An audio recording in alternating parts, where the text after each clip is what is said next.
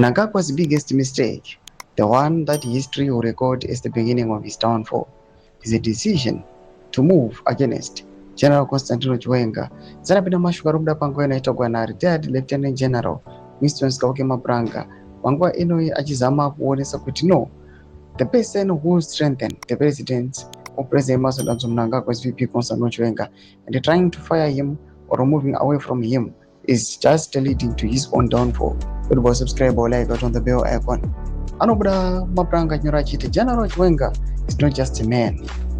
He is the one who, together with other patriots, stood firm when the revolution was being hijacked.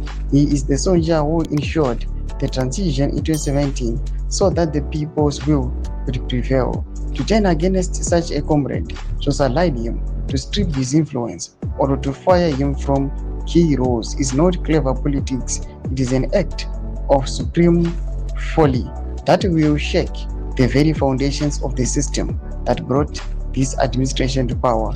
No leader survives by alienating the very institution and individuals who anchored his rise. The army is not a personal tool to be bent at will. It is the guardian of the nation's sovereignty, born from the same trenches as the liberation struggle.